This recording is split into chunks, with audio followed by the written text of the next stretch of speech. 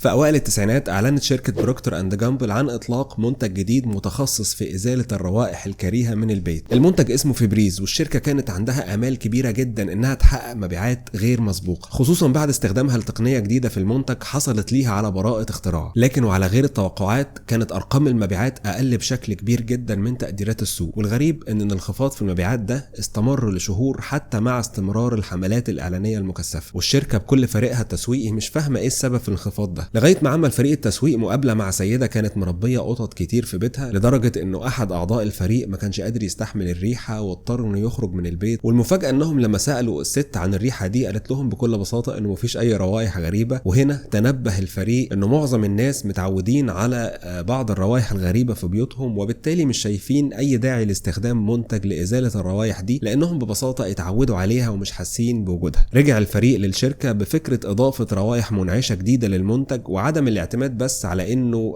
فقط مزيل للروائح، وكمان وهنا النقطة المهمة التسويق ليه باعتباره آخر خطوة في روتين التنظيف الدوري للبيت. وهنا حصلت الطفرة في المبيعات، أصبح السبراي بريحته الجميلة بيعزز للشعور الإيجابي الناتج عن روتين الانتهاء من التنظيف، وكأنه شعور المكافأة أو زيادة في الدوبامين زي ما الأطباء النفسيين بيسموه. شركات كتيرة استخدمت العادات اليومية والتعزيز لفكرة المكافأة في التسويق لمنتجاتها وتحقيق مبيعات خيالية، زي التسويق للمشروبات الغازية مثلا باعتبارها روتين مع الأكل. ومن هنا نقدر نتخيل الأهمية القصوى للعادات اليومية اللي بنقوم بيها وإزاي ممكن تفرق في مسار حياتنا ومستقبلنا. أنا أحمد عبد الدايم، وفي الحلقة دي من سلسلة أفيدونا من كتاب هنتكلم عن فن بناء العادات، وإيه هي حلقة العادة، وإزاي ممكن نغير عادة سلبية أو نكتسب عادة جديدة إيجابية. الحلقة دي مبنية على كتاب قوة العادات لتشارلز دوينج، وهو صحفي وكاتب أمريكي، وبيعتبر الكتاب ده من أهم مؤلفاته. إيه هي العادات؟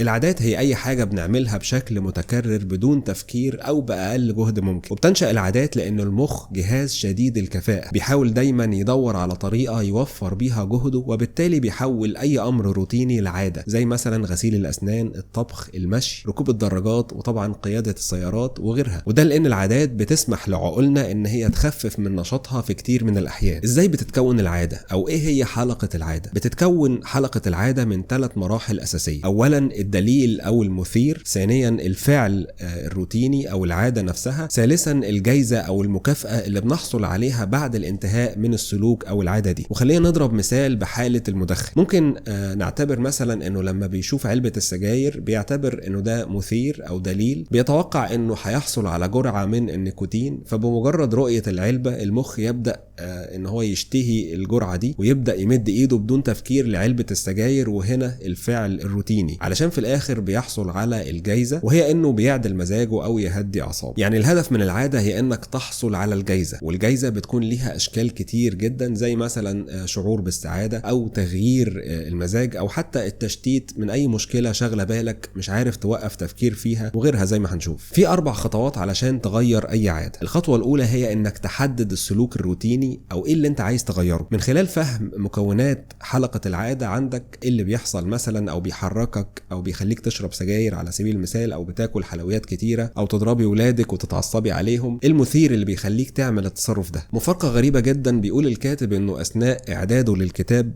كتاب قوه العادات اتعود انه كل يوم بيروح الكافيتيريا اللي في الشغل يشتري دونتس، وبالتالي زاد وزنه جدا، لدرجه ان مراته علقت على الموضوع ده ولفتت انتباهه انه وزنه بيزيد بشكل ملحوظ. هو كمان كان متضايق من الموضوع ده بس مش عارف يبطله، وبرضه استمر في اكل الدونتس بشكل يومي، واستمر انه يوعد نفسه انه من بكره ان شاء الله مش هيحصل كده تاني، بس بيجي بكره وبيلاقي نفسه بيعمل نفس السلوك. وهنا الكاتب وقف وسأل نفسه شويه اسئله، ودي نفس الاسئله اللي احنا هنسالها لنفسنا لما نيجي نغير عاده عندنا. ايه الدليل او المثير اللي بيحرك العاده دي عندك؟ هل مثلا الشعور بالجوع؟ هل الشعور بالملل؟ هل انخفاض السكر في الدم؟ هل احتياجه لاستراحه قصيره في الشغل؟ تاني سؤال، ايه المكافاه اللي هتحصل عليها؟ هل الدونتس نفسها؟ هل جرعه السكر هي المكافاه ولا حاجه مختلفه مش متعلقه بالدونتس نفسها، زي مثلا تشتيت الانتباه او انه يفصل عن الشغل ولا العلاقات الاجتماعية مع الزملاء في الكافيتيريا. الخطوة التانية هي تجربة المكافآت، بمعنى تجربة فرضيات مختلفة علشان تعرف الرغبة ورا العادة دي. مثلا في المثال السابق، وفي كل يوم كان الكاتب بيبقى عايز يروح الكافيتيريا علشان ياكل الدونتس، كان بيروح يعمل حاجة تانية. في مرة مثلا يخرج يتمشى بره المكتب شوية ويرجع تاني. اليوم اللي بعده راح الكافيتيريا واشترى حلويات غير الدونتس بس كلها على مكتبه. في اليوم الثالث راح الكافيتيريا واشترى تفاحة وكلها وهو بيتكلم مع زمايله. اليوم اللي بعده ما راحش الكافيتيريا وراح لحد من زمايله يتكلم معاه في اي حاجة. فتقدر تحدد هل انت فعلا عايز الاكل ده ولا عايز استراحة، ولا انت جعان، ولا بتستغل الموضوع علشان ترغي مع زمايلك وتعمل معاهم علاقات اجتماعية. محتاج تجرب اكتر من مكافأة علشان تفهم اكتر عن نفسك وتحصل على تغيير حقيقي. وبعد ما بنحدد السلوك والمكافأة جاء وقت تحديد الدليل. الخطوة الثالثة هي تحديد الدليل او المثير اللي بيحرك السلوك ده جواك. والدليل او المثير بيرتبط بفئة من 5 فئات هنقولهم دلوقتي، واللي بتحرك فيك رغبتك للقيام بالعادة دي. فممكن يكون المثير مثلا موقع او مكان معين، وقت زي يوم معين في الاسبوع مثلا، او ساعة معينة في اليوم، حالة انفعالية او شعور معين بتشعر بيه، اشخاص او ناس معينين متواجدين في الوقت ده، واخيرا الفعل السابق مباشرة للسلوك او الحاجة اللي دايما بتعملها قبل ما تعمل العادة دي. فالكاتب اكتشف من خلال مراجعة سلوكه ان كل يوم من الساعة 3 ل 4 بيحس ان هو عايز يروح الكافيتيريا ياكل الدونتس، وبدأ يلاحظ ان في الوقت ده من اليوم دايما بيكون محتاج نوع من الاستراحة، فكان بيلجأ للاكل علشان يشتت انتباهه وما كانش جعان اصلا. وبالتالي ده الوقت اللي بتحصل فيه المشكلة ودي المكافأة، وبالتالي ممكن يحقق نفس المكافأة بأي طريقة تانية ممكنة. الخطوة الرابعة هي وضع خطة. دلوقتي انت عرفت ايه الدليل اللي بيخليك تروح تعمل الحاجة الغلط، وبكده تبقى واعي للدليل او المثير ده، وتقدر تعرف انه ده بداية العادة اللي انت مش عايز تعملها ومضايقاك وعايز تتخلص منها، وبالتالي تحاول كل يوم شوية شوية انك تتخلص منها. وطبعا الموضوع مش سحر وبياخد وقت طويل جدا وفي انتكاسات اكيد هتحصل. المهم ما تبطلش المحاولة ابدا، وخليك فاكر انه العادات مش قدر محتوم علينا، ولكن شيء ممكن نغيره او نعدله. كمان محدش يقدر يغير كل عاداته السلبية مرة واحدة. المفتاح في اكتساب عادة واحدة بس مفيدة، وهي اللي هتساعدك انك تتخلص من باقي العادات السلبية اللي عندك بشكل تدريجي زي ما هنشوف كمان شوية. يعني مش ممكن تبطل تدخين سجاير واكل وجبات سريعة والسهر كل ده مرة واحدة في وقت واحد، ولكن لو ركزت على انك مثلا تبطل السهر هتبطل بالتالي تاكل وجبات سريعة وهكذا. مشكلة اغلب الناس انهم ما عندهمش صبر على التغيير. يعني واحد بدأ نظام غذائي صحي وفي اول اسبوع لقى نفسه ما فقدش الوزن اللي هو عايزه، يوم يوقف النظام خالص ويتخلى عن الفكرة. كل النجاحات بتكون عبارة عن مجموعات من الانجازات الصغيرة بتحصل بشكل متوالي. طب ايه هو المفتاح السحري في تغيير العادات السلبية؟ ببساطة هو قوة الإرادة. عملت جامعة ستانفورد الأمريكية تجربة بحثية على مجموعة من الأطفال عمرهم 4 سنوات لاختبار قوة إرادتهم. جمعوهم في أوضة وقدموا لكل طفل فيهم قطعة مارشميلو شهية جدا صعب انهم يقاوموها، وقالوا لهم انه اللي هيقدر يصبر لدقائق معدودة تقريبا 15 دقيقة وما ياكلش قطعة المارشميلو دي هتكون جايزته انه ياخد قطعتين مش واحدة. قدر 30% بس من الأطفال انهم يتحكموا في إرادتهم ويصبروا علشان يفوزوا بالقطعة التانية. وقرر الباحثين انهم يتابعوا ال 30% دول في حياتهم لغاية ما كبروا، واكتشفوا ان الأطفال اللي صبروا وتحكموا في إرادتهم قدروا يحققوا نجاحات عظيمة جدا في حياتهم الاجتماعية والعملية، وكانوا الأعلى درجات في المدرسة والأكثر شعبية بين زمايلهم. كمان كانوا أقل عرضة للإصابة بالإدمان على عكس الأطفال التانيين. قوة الإرادة زيها زي عضلات الجسم، بتتعب وبتحتاج تمرين من وقت للتاني، وتقدر تنميها وتقويها، وهقول لك ازاي بشكل عملي كمان شوية. لو ضغطت على إرادتك علشان تنجز مهمة شغل صعبة هتلاقي نفسك تعبت بعد شوية، ولو ما تعودتش انك تتحكم في إرادتك هتلاقي نفسك مش قادر تحقق أي إنجاز في حياتك. وبالتالي احنا طول الوقت محتاجين لتمارين لتقوية قوة الإرادة عندنا. طب ازاي نشتغل على تقوية قوة الإرادة؟ أقوى تمرين ممكن يساعدك على تقوية عضلة الإرادة هو إننا نفتكر ونسجل الإنجازات الصغيرة اللي عملناها في التخلص من عادة سلبية أو التوقف عنها لمدة كام يوم. زي مثلا إننا امتنعنا عن التدخين لمدة 12 يوم، إننا قعدنا أسبوع بدون وجبات سريعة وهكذا. قدر السباح العالمي مايكل فيليبس إنه يقوي عضلة الإرادة عنده من خلال تركيزه على انتصاراته الصغيرة، وده حصل بإنه كان بيتفرج يوميا على فيديو من فيديوهاته اللي فاز فيها، وبيدرس كل التفاصيل، تفاصيل حمام السباحة، تفاصيل كل حركة عملها علشان يكسب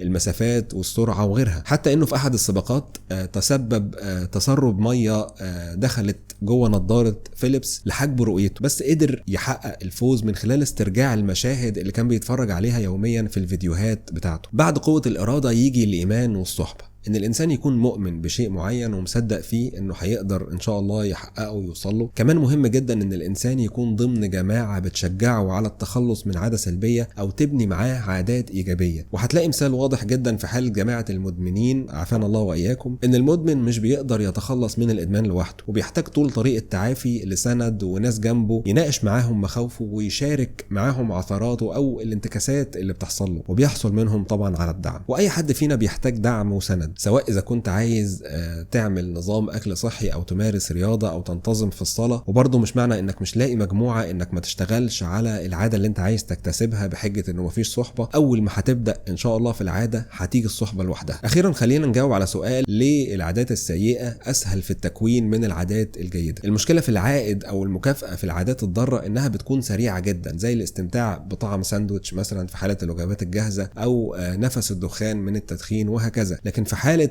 العادات الإيجابية زي ممارسة الرياضة أو القراءة يوميا لمدة نص ساعة بتجني ثمارها بس بعد فترة طويلة نسبيا من الممارسة. وده اللي بيخلي الحفاظ على العادات الكويسة أمر صعب، وناس قليلة هي اللي بتقدر تحافظ عليها، وطبعا دول اللي عندهم قوة الإرادة زي ما اتفقنا. علشان كده مهم لاكتساب العادات الجديدة إنك تخلق لنفسك مكافأة ولو بسيطة تربطها بيها. فاكرين في أول الفيديو لما اتكلمنا عن السبراي بريحته الجميلة المنعشة وإزاي بيعتبر مكافأة بعد الانتهاء من روتين التنظيف؟ فلو بنتكلم على اكتساب عادة الرياضة مثلا، تقدر تكافئ نفسك بعد كل ممارسة للرياضة بحاجة انت بتحبها، بشرط طبعا تكون صحية ما تربطهاش بوجبة من ماك مثلا. وطبعا في نتائج سريعة للعادات الإيجابية لكن دايما ما بيحسش بيها الإنسان في أول ممارستها، زي مثلا تناول الأكل الصحي. بيركز الإنسان أكتر على فكرة إنه محروم أكتر من فكرة إن جسمه بقى خفيف ومفيش أي آلام في المعدة وبينام بسهولة. ونفس الشيء مع ممارسة الرياضة، إنه بيركز على المجهود البدني الفظيع والتعب أكتر من إحساسه بتفريغ الطاقة والنشاط والحيوية. فمهم إننا نحاول نركز تفكيرنا على الإيجابيات. كمان الآثار السلبية المترتبة على العادات الضارة مش بتظهر على طول، زي زيادة الوزن والإصابة بالأمراض وغيرها. ده اللي بيخلي الإنسان مش مهتم إنه يوقف العادة الضارة. وأشوفكم على خير الفيديو الجاي.